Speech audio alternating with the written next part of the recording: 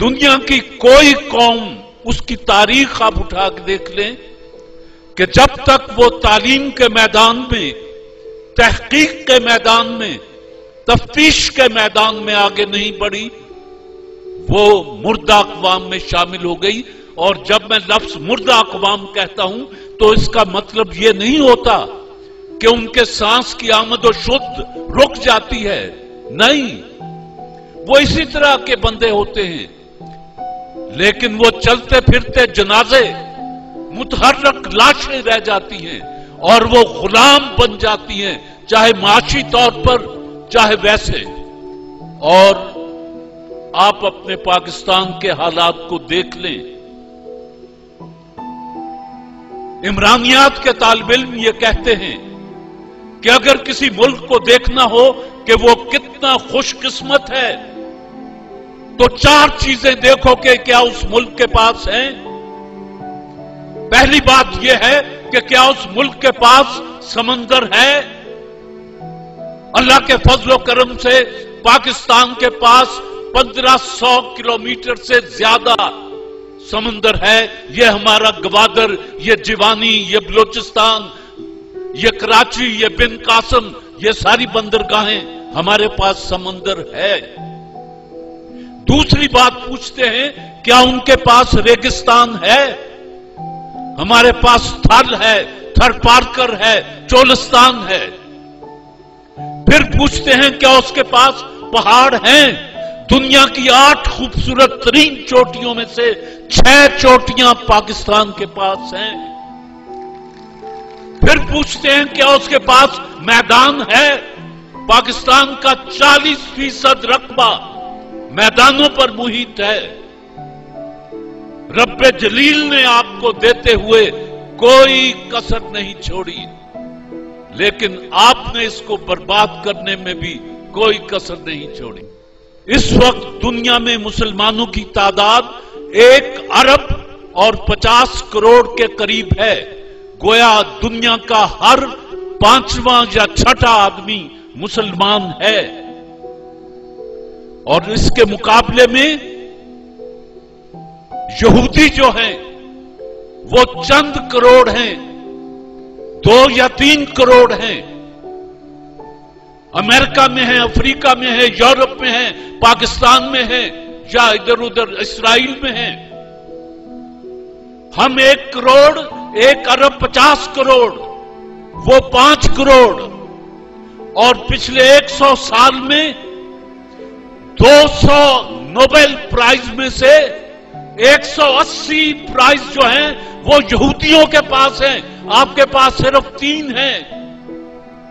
अब इसके बाद अगर रोने को जीना चाहे तो आदमी क्या करे कि एक तरफ 1 अरब 50 करोड़, वो 3 नोबेल प्राइज हासिल करते हैं। एक तरफ बहुत ही मार्जिन दे दूं 5 करोड़, वो 180 प्राइज हासिल करते हैं। मईशत उनके हाथ में। कार्ल मार्क्स कौन था? यहूदी था।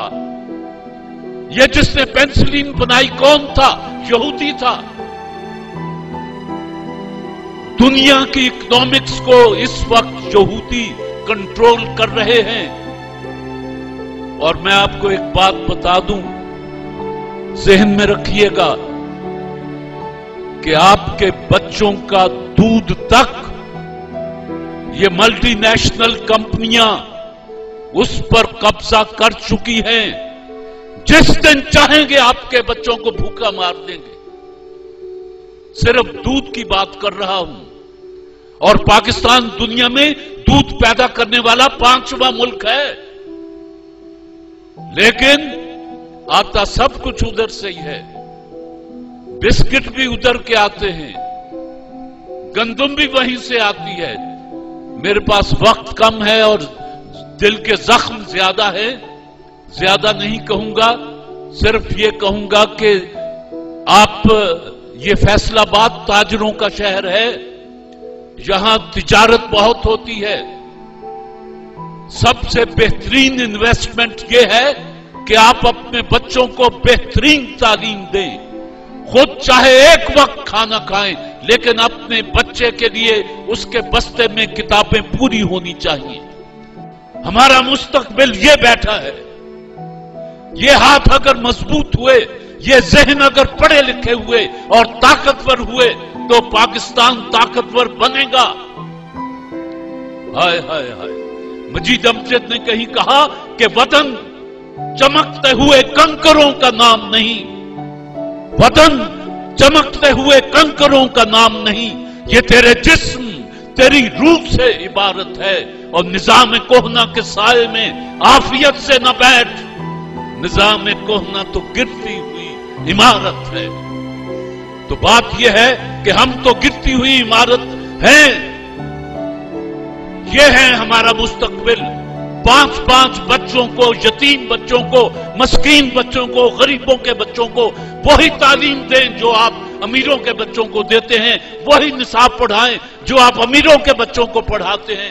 پاکستان میں دکھ یہ ہے کہ امیر کا بچہ ایچیسن میں پڑھتا ہے اور غریب کا بچہ تب پڑھ کے سکول میں اردو میڈیم نہ کروں کی زبان۔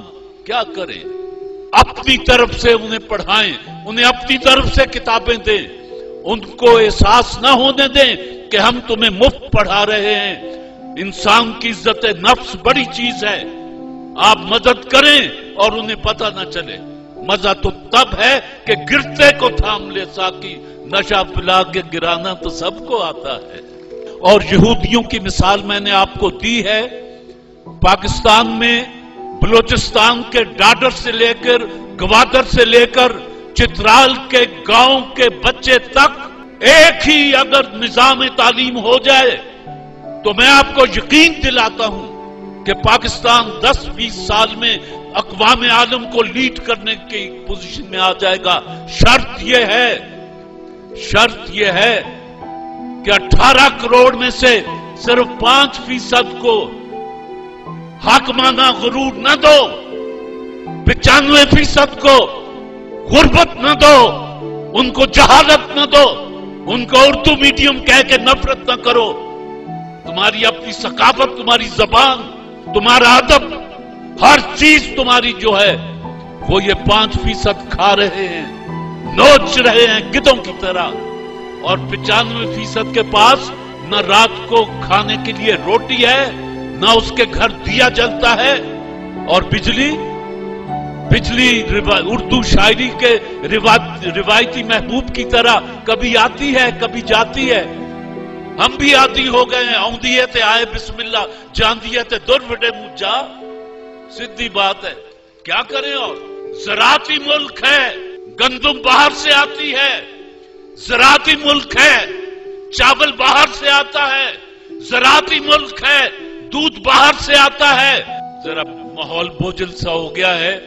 میری طرح کا ایک بندہ تھا، اس کو تقریر کرنے کا بڑا شوق تھا، چاہے دوسرا مجمع جو ہے وہ ہوٹ کر رہا ہو، تالیاں بجا رہا ہو، وہ تقریر کیا جاتا تھا۔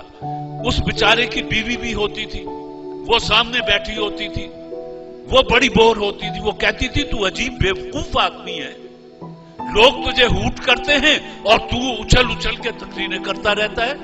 اس نے کہا نہیں، لوگ تو خوش ہوتے ہیں، میری باتوں پہ خوش ہو کے تالیاں بجاتے ہیں، ناچتے ہیں۔ کہنے لگی نہیں، وہ تجھے ہوٹ کرتے ہیں پاگل۔ دونوں نے سر جوڑ کے دونوں بیٹھ گئے کہ کیا کریں۔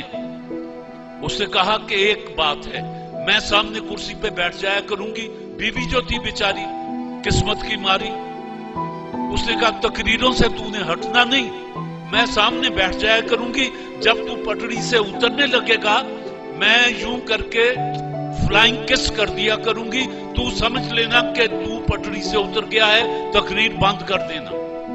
اس نے کہا یہ ٹھیک ہے۔